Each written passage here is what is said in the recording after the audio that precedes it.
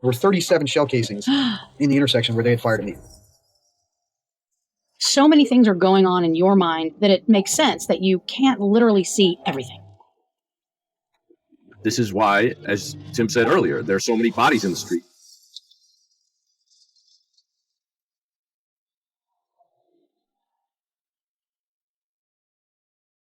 Hello and welcome to Best Case, Worst Case. This is Jim Clemente, former New York City prosecutor, retired FBI profiler, and writer-producer on CBS's Criminal Minds. And with me today in the studio is... Hi, everybody. It's Francie Hakes, former state and federal prosecutor. Jim and I are finally back together on the West Coast, and we have a very special guest today, don't we, Jim? Yes, we're continuing our talk with my brother, Tim Clemente, former FBI agent and St. Louis Metropolitan Police officer. Well, Tim, you started telling us last time about this really badass dude named Kevin Brown. And you're in the middle of telling us this harrowing story about a convenience store robbery and a car accident and a shootout in the middle of this alley. Oh my God, this is crazy. So tell us more. What happens next? So how much time has passed at this point? You see the bar patrons start to spill out. How much time was it between that happening and the beginning where the guy first rolled up facing you without his headlights? Probably now we're 30, 35 seconds into the whole thing. Oh, so it's such a short amount of time. Oh, yeah. And so it's probably 10 seconds from the time the collision happens to the now I've fired a total of 4 rounds in two round bursts. I didn't shoot at the guy with the gun because he dropped it. That was right in front of me. And then the guy that was to my right rounded the corner of a building, so I couldn't shoot at him. And I decided I was really pissed off at the guy that I didn't hit. I'm not getting this guy. He keeps shooting at me. The other guy ran around the corner. The other 2 are out of my sight because they're behind the car. They're running in that direction, so I can't see them. Well, so let me ask you sort of a strategic question, Tim. This is just so interesting. The guy that drops his gun and then you didn't kill him, to me, though, he may still be a threat. If he sees his gun is still near him. If he sees you're distracted trying to get his compatriots, might he not just pick up the gun and start shooting at you again? From the look in his eye, I didn't think of that as a possibility. In the immediate processing in the moment, the guys that were still shooting at me and still trying to get away seemed the more immediate threat. And that's what you do in law enforcement and military operations. Tactical, I was a SWAT team leader for a while. When you're in any kind of a tactical situation, you go for the most immediate threat. And the guy that's still shooting at me and running toward 50 bar patrons is much more of a threat, not only to me. He's shooting at me, but that may not be the only crime that he's intent on committing right now. Who knows what he's going to do? He's got a gun. He's shooting at the police. He's running towards a bunch of people that just came out of a bar that are innocent, possible victims of his next crime. He's the most threatening human being on the planet right now to me. If Osama bin Laden had been crossing the street, I'd run past him to go after this guy. So what happened? Well, I kind of doubt that. I think you would have taken them both out. Well, I might have dropped a couple of rounds in his forehead as I was going by, but this is before he was badly known anyway. So I take off after the guy that's running behind the hedgerow that I had shot at twice, 2 round bursts and missed. So I'm chasing him. He's got almost 100-yard head start on me by now. I'm hurdling the hedgerow. I'm running across the street, and he shoots, and he's still shooting over his shoulder, looking back at me and shooting until his gun goes empty, and he throws the gun, and he just keeps running. And so he runs down one street. The bar patrons now are trying to get out of the way because they realize there's a guy with a gun running towards us. So a lot of them run back into the bar. They're ducking behind cars. He goes down a street right before the bar, makes a left turn. He's out of my line of sight now. I go down about 75 feet down the street, and I see an alley, and I look down the alley, and he's just running towards about a 10-foot-high wooden fence wall at the end of this alley. It's totally not see-through. It doesn't have any cracks. It's just a wooden wall, 10 feet high in this alley. He's running straight towards it, and I'm thinking, I got him. So I'm running. I still have my gun in my hand. I'm running straight towards him. I know he's thrown down a gun. That doesn't mean he's unarmed. It means the gun he was shooting at me with, he ran out of bullets and he dropped it. But he hits this wall like a cat on flat ground. He just goes right up over the wall. And I'm like, what the hell with this? And I right up on top of the wall. And here I was hoping you gave up because he might have another gun. No. So I hit that wall. I get up. It's about 10 feet high. I'm on top of the wall. I've got my gun in my hand still. And I'm coming over the top of the wall. And I see a glorious sight. So there on the other side of the wall is this guy that had just shot at me multiple times. Obviously trying to kill you. Yes. He wasn't one of my best friends. I would not have accepted a friend request from him at this point in time. But I see him. He's on his knees. His hands are in the air. He's facing away from me. I'm at the top of the wall, maybe 10 feet behind him. And I just a big smile comes across my face. I'll never forget it because in front of him is Sergeant Ralph Harper. And Sergeant Ralph Harper is not arresting this young man for mopery with intent to gawk. Sergeant Harper is interviewing with a 12-gauge Remington 870 shotgun pointed right at this guy's forehead. Actually, it may have been inserted in his mouth. It was hard to tell from the angle I was at, but it was in an assuming position that the assumption is you will die if you do anything but what I'm about to tell you. One more second, one more movement, you're gone. So this guy's hands are up, shotguns in his face or possibly in his mouth, and Sergeant Harper is saying, I'm wondering what you were engaged in prior to our encounter. Oh, I like him. And I look down and I said, hold that one, Sarge. He goes, I got him, Tim. Get the rest of them. So I go back down over the wall and go running after the next guy. And by this time, the dispatcher has put out what is known as an officer in need of aid call. 1013? To use that code? I know that's NYPD's code for it. Yeah, that's NYPD's code. We had a different code, but the officer in need of aid was what the words that came out, that they always said those words. It was more important than any code, anything else. And that means every available officer in the city of St. Louis is to respond to this location until told otherwise. Drop what you're doing. Doesn't matter. Doesn't matter where you are, who you are. Every officer in the city gets that call. And anybody that can get there should get there. And so 1,667 officers in the city of St. Louis, a third of them are likely working on any given shift. So there's possibly, because we're in the overlay shift, maybe a little bit more in the third. But it's easy to say that I hear the sirens of 100 to 150 police cars. It has to be a really welcome sound. Yeah, by this time, because my hearing is now coming back to me. Because when I see Sergeant Harper and the smile on his face at having caught a guy that just tried to kill me, and he doesn't know what this guy did. I just tell him, hold that one. And he says gladly. And now I hear the sirens. So I come over the wall, and there are cop cars on every street, on every sidewalk, in front yards, everywhere, because they know a police officer is being shot at. We're coming to help. And so right now there are, I'm not kidding, 100 to 150 cops swarming the area. I'm running back down towards where the other last guy I saw run away on the opposite side of the car. And I get back to the scene of where it happened, and I see their car in the middle of the intersection. And I'm like, where the hell's my car? And I look about a block down the road. There's my car with the driver's door torn off. So what happened was when I went to put it in park, as I was rolling out of the car to fire shots at the guys that were shooting at me, I didn't make it all the way to park. Oh, So whoops. when I said I rolled out of the car, I was using my door for cover until my door decided it didn't need to provide cover for me anymore. It was because I was trying to figure out, how am I moving forward? And I wasn't. I was stationary. My car was moving backwards. So my car disappeared from my view. I had other things to be concerned about. Of course. With maybe my car had an appointment or a date it needed to be at. I didn't know what was happening, but lo and behold, there's my car with the driver's door torn off. It had gone backwards, hit a parked car. The door got peeled forward, and then it scraped along the side of 4 or 5 other parked cars. So it did some damage. And when I looked at my car, the windshield was intact. There were no bullet holes in my car, and there were 37 shell casings in the intersection where they had fired at me. Four of them were mine, so they fired 33 rounds. Wait, but they didn't hit you? They didn't hit me or my car, and because they're doing the gangbanger shooting. So I get back there, and I'm like, oh, this is not a good situation. My car's destroyed, everything else. And just then, there's all these cops bringing suspects. And they're like, we got another one that ran this way. We got this one. And they're holding the guns the guys had. Mm-hmm. And they even got the guy that dropped the gun. And there are 3 guns on the ground right there at the car. And the sawed-off shotgun is sitting on the back seat. So the guy that had tried to get out of the back ended up dumping the sawed-off shotgun and just took a pistol with him and was shooting the pistol as he ran away. And is that the first time you knew that you had potentially been facing a sawed-off shotgun? No, I didn't know where that was in the car until we got to the station. So now we have 5 suspects in custody. And one cop comes up to me, Kevin, and goes, you got him. I said, what do you mean? He said, you know who your first shooter was? I said, who? He said, Kevin Brown. And I said, really? And he said, got him with a gun. And I guarantee we're going to find shell casings on the ground that match the gun that was in his hand when we got him. So which one was he? Was he the one that threw up his hands and you didn't shoot? No. He was the first one to bail. The guy that threw up his hands stepped in front of Kevin and covered Kevin getting away. So Kevin had given that guy the order, cover me. But Kevin, what happened, and I'll give you more details later, but one of the guys in their gang was shot the night before. So they were on their way to do a hit on this whole gang. They were going to do a drive-by and shoot everybody. And that's why there was 5 of them in the cars. They each had 2 guns. The guy in the back had the sawed-off shotgun just for the police, or they would use it for the... So Running Man, as we'll call him, had 2 guns. Yep. At some point. Yes. And you were chasing him. Yes. And the sergeant got him. Yes. By the way, Jim, we need to find that sergeant and bring him on. We do. I'll take care. Wow, this is amazing. And so you're back at the station, assuming they're going to be interrogating these people. What did you find out? Kevin Brown wouldn't say a word, denying that he was there, didn't know anybody about it, wasn't in the car. So we immediately were processing the car. We want his fingerprints on everything we can. And we did get him on the door handle, the steering wheel, both guns. Wait, the steering wheel. Was he the guy with the dinner plate eyes? No, he was in the seat beside him, and he grabbed the steering wheel and was the one driving backwards and the one that threw it into drive and said, step on the gas, and ran my car. So he's driving from the passenger seat. He was the front left passenger. He was the guy when I said I could see other people, but I couldn't see their eyes. I just could see other heads.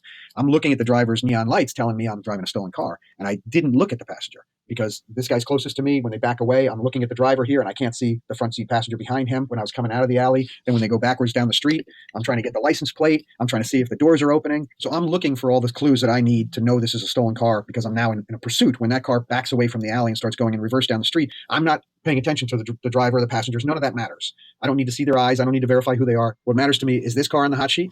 If it is on the hot sheet, are they going to flee? Is this going to become a foot pursuit? If this is going to become a foot pursuit, I need to pursue them. Who am I going to pursue first if there's more than one person? Who's ever closest or who's ever slowest? So, I think, though, Tim, this is a great opportunity to talk to our listeners, too, about exactly what you're talking about, because I think there's always a misapprehension or misimpression amongst jurors, for example, of what a police officer involved in crime should be able to see or recount after the fact and put in his report after the fact. And why are there facts that are missing? Why can't you, if you're face to face with a car full of 5 people, why can't you say 100%, this is the guy that was in the passenger seat, this is the guy who was in the back seat? And so I think it's so important that first you're thinking about it's a stolen car. Mm-hmm. These guys are up to no good. We've just had a report of an armed robbery at a 7-Eleven. So it may be those people. And so I think so many things are going on in your mind that it makes sense that you can't literally see everything. Yeah, you can't. And I'm seeing more than I normally would, but there's some things that just aren't important to completing my task at this point, which is recovering a stolen car and arresting people in a stolen car, because the dispatcher has confirmed it's a stolen car. So at the very least, they're driving a stolen car. Doesn't mean they stole it. There's a good possibility they did. I don't know what else they're up to.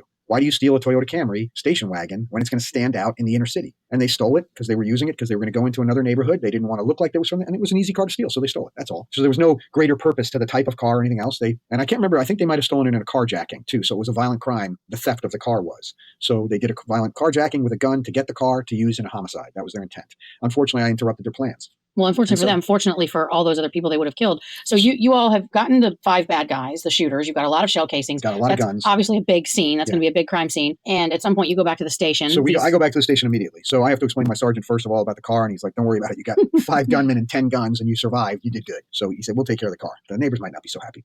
And we also took a stop sign out, as I recall, my car. And so we get back to the station, and now we've got Kevin Brown, the most wanted, heinous criminal that I am aware of and any of the other cops I know are aware of. And this is about 2 years after the original stare down. Yeah.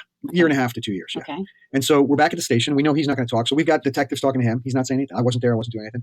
I've got 2 guys in separate rooms that I'm primarily talking to. The guy that I shot at and the guy I didn't shoot at. So I want to talk to the guy I didn't shoot at first. Who should be grateful for his life. Yes. And so I say to him, do you realize how close you were to death? And he said, yeah. And I said, you saw where my gun was pointed? He said, right between my eyes. I said, yeah.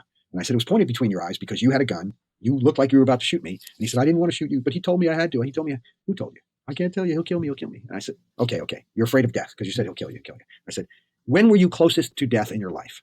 He said, when you were about to kill me. And I said, okay, so whose life is really in the balance here? Is it your life because the cops are bad or because Kevin Brown is bad? And he said, because Kevin is bad. I said, okay, so why are you protecting him? You know I'm a good guy because I didn't kill you. I said, if I shot you, you think anybody would have looked twice at the 2 guns laying at your feet and thought, no, that wasn't a good shooting? I said, are you kidding me? And he said, no. He said, I'm so glad you didn't kill me. I'm so glad. Thank you. And I said, all right, then do the right thing. I said, I don't want you to do anything but do the right thing. You just tell the truth. Who told you to do what you did? He said, Kevin Brown. He said he'd kill any of us if we didn't do it. And I said, what was he telling you? And he was telling us, shoot the cops, cover for him. So he ran away. Kevin Brown's the only one that didn't fire. He ran away, and all the other guys were shooting and then scattering. But he told those guys to shoot at you, which is... Yeah, I mean, definitely typical cowardly, self-protecting behavior on the part of the, quote, leader. And this is why, as Tim said earlier, there's so many bodies in the street because these soldiers, these kids who want to, be big in the eyes of this gang leader will do anything for him. Meanwhile, he's just using them as cannon fodder. Exactly. They would have died right there, and he would have gotten away. That was the plan. And so I don't know if he fired or not. From this kid, didn't think so, but I couldn't tell. I know this guy that I was chasing down, that I got him, and I know looking into the face of this guy what I got. But the other 3, there's shots being fired, and I'm concentrating only on one at a time, but I can see what's going on. There's other shots being fired.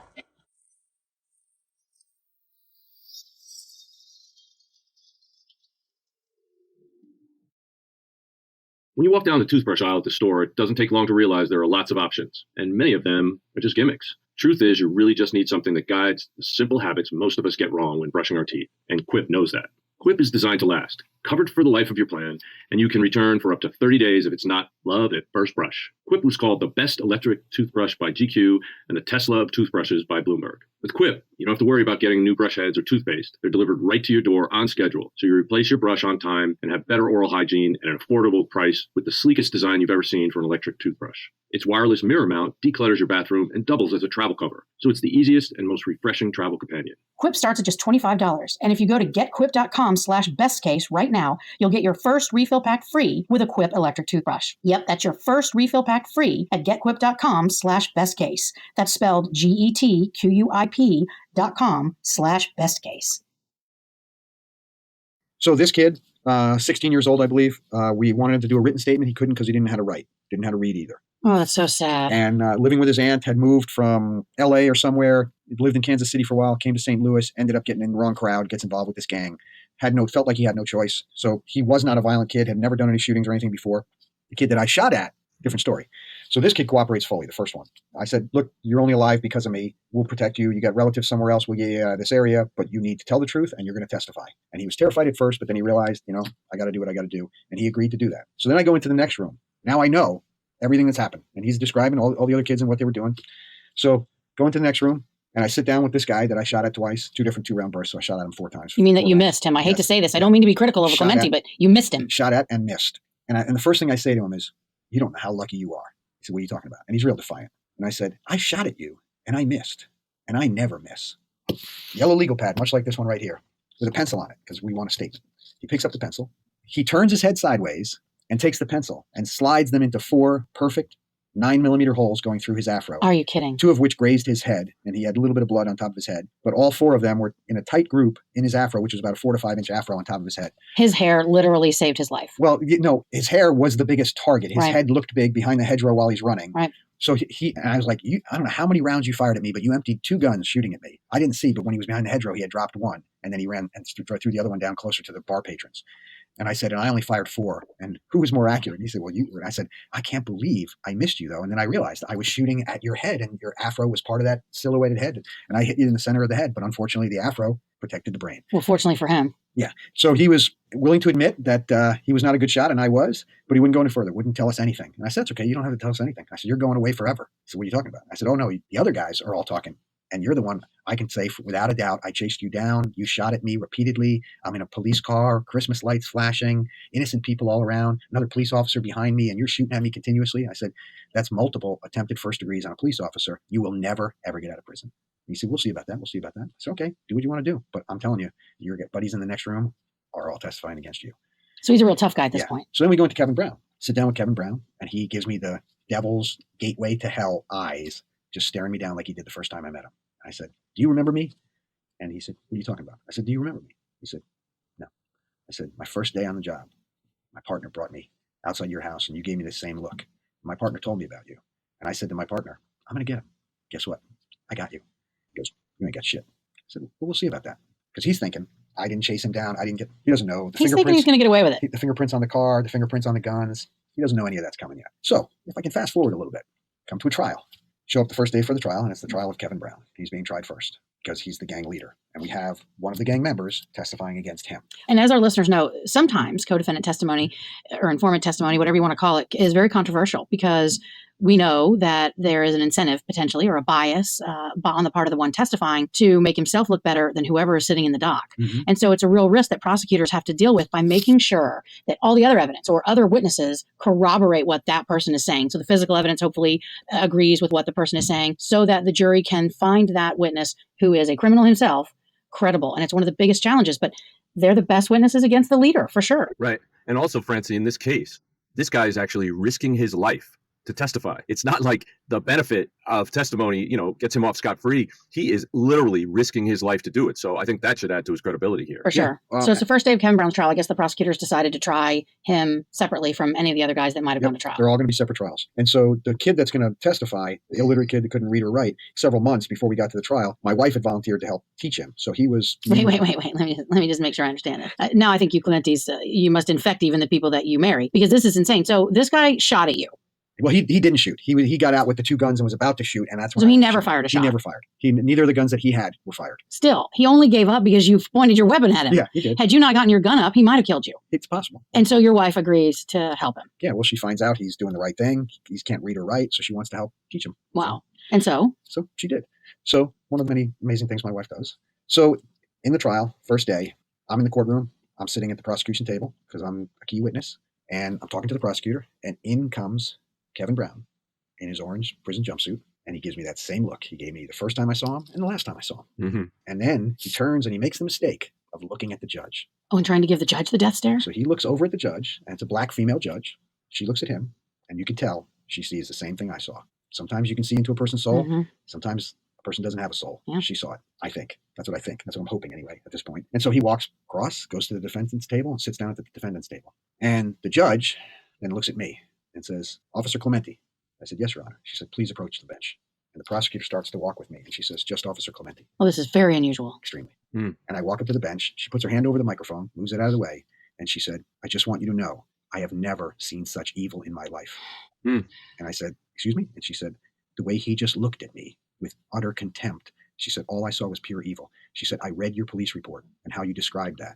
And I can't tell you how terrifying it was to look into his eyes just now. And she said, all I can tell you is justice will be done. And if I have anything to say about it, that man will never walk the streets of this or any other city again. And because she's basing it on what she's already read at this point. And she said, that is an evil man because he looked at her. He was trying to scare her. Of course he Just like he was trying to scare and intimidate me. But you don't walk into your trial doing that. Because the judge, as you know, and as you know well, Jim, the judge can mean the difference in a conviction and an acquittal. Absolutely. In their evidentiary rulings and how they treat the two lawyers and what they say to the jury. There's all sorts of ways a judge can actually affect the outcome of a trial. Yeah, but obviously they still have to make sure that they're giving the person a fair trial, that they're not interfering with the evidence coming in, and making sure that the person does get true justice. Yes. And she was just letting me know that he was the scariest human being. And let me just tell you the rest of the story real quick. So let's fast forward to the sentencing phase. So wait, he went to trial, all the witnesses testified. How did the young gang member do? Terrified. And the judge asked, I think it was 2 court security officers or marshals, to stand next to the witness as he was testifying so that Kevin Brown couldn't jump over the defense table and attack him. Well, I'm sure at this point, Kevin Brown was a towering figure to these people that worked for him.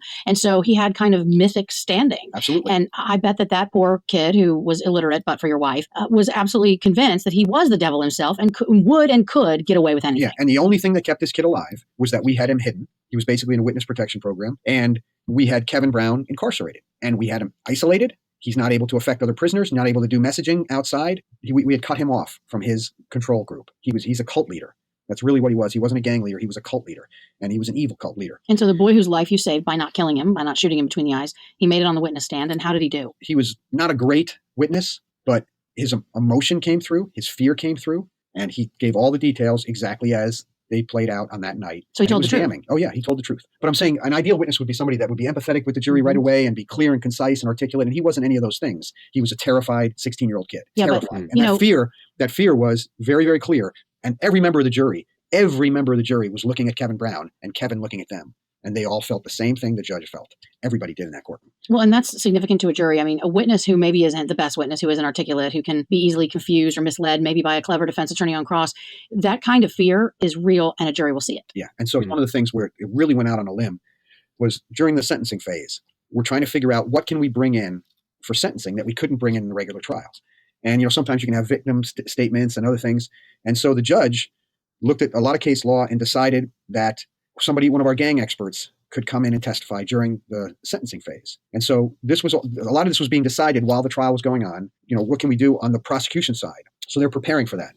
And so we get to the day of conviction where assault first degree on police officer, multiple counts. The ramming of the car were 2 counts because Kurt is behind me in another car. The shootings, the telling people to shoot, all of these multiple assault first degrees are stacked on top of each other. So it's a pile of assault first degrees. Stolen weapons, driving the stolen car. So it's a whole list, a litany of felonies. Every single charge the prosecutor could bring, they brought. Every single charge. There was no opportunity for a plea of any kind. It was never going to happen. They wanted every single one of these charges to be prosecuted and convicted. Because without a murder charge, there's not going to be a life sentence available, probably. So what the prosecutor's theory is going to be is to stack it all. His prior manslaughter conviction, that parole is now revoked. So we're going after him for everything, one on top of the other, not as one crime, but a continuing spree of crimes. Then you have the kid testifying about also the armed robbery that led to the stealing of the car. The 7-11 armed robbery. All of these things we're going to bring up in sentencing because we have a witness willing to testify. And it's also the danger of this person, how dangerous he truly is. So the jury foreman reads on the first count, assault first degree, guilty. On the second count, assault first degree, guilty. On the third count, assault first degree, guilty. They just go down, guilty on everything. Every single charge. Every single charge, guilty. There was nothing that he wasn't found guilty of. I mean, jaywalking, you name it. I mean, driving without the headlights, all of it, guilty on everything. And the judge, now in the sentencing phase, now we got our gang expert going through, we have the family of the law school student he killed. He's talking about what happened in that homicide and why it should never have been pled down to manslaughter. Mm-hmm. And the judge looks at it, and the judge is like, I can't change that sentence, but I can affect this sentence. Mm-hmm. So in the end, he gets 467 years to life. I'm sorry. Could you repeat that? He gets 467 years to life. 467 years. She took the maximum penalty on every single conviction separately and added them up. She stacked them. It's called consecutive sentencing, but the colloquial term was stacking. She stacked those sentences. Yes. And she said, he will never be out again. He will never kill again. He will never commit a violent crime like this again. The opportunity for parole, because he's already violated on that. And then after that, we're talking to the judge. After the case is all done, he's sentenced. And the gang guy says, I wish you would have let me bring all the other evidence in. And she said, well, what was the other evidence you wanted to bring in? He said, well, we have 5 other homicides we have him on right now that we finally convinced witnesses that we were going to try him for these. And she said, well, you can still do it. Just no reason not to beat up on a guy that's been so violent and horrible. And she said, what are the other homicides? And he said, well, here's one where we finally convinced the victim's cousin to testify. 2 kids just moved to St. Louis, their first day in St. Louis. And they were from, I forget where they were from, like Cleveland or something. So these two kids moved there from another city, and they're wearing, their cousins, they're 15 and 16 years old, first cousins, and they're wearing their red jackets from their prior school. They were football players, they were athletes, they had their school colors, and they're walking down their new neighborhood street, which happens to be in Kevin Brown's neighborhood, which is a crypt. Oh, no. So they're wearing red sneakers, red jackets. Oh, no. They're student athletes. They're also academic excellent students. And they are kidnapped by Kevin Brown and his gang, taken into an abandoned building where they're made to lay face down. Their jackets and their shoes are stripped from them. And then Kevin Brown walks in. The surviving cousin says, I turned around and looked up and I thought I saw the devil. And I was looking at this guy and he's describing him. And when he's describing him to the detectives right away looked at each other. They knew who he was talking about. So they put a photo book together with hundreds of photos. Said, okay, go through this. And he goes through this. Kevin Brown, he starts screaming and crying as soon as he sees Kevin Brown's picture. That's the guy. That's the guy. What did he do? He took a gun after he took our jackets and shoes, and he said something to me. I'm not sure what it was. And then he just shot my cousin in the back of the head. And he went to shoot me in the back of the head. And I turned away from him as he shot. And so the bullet entered the back of his head and went around his skull and came out the side. But it blew out so much of the skin, it looked like it blew his brain out. God. So he immediately was in a coma, but not dead. Mm. They said, this is the next trial we're going after Kevin Brown for an attempted homicide and a homicide, theft, everything, kidnapping.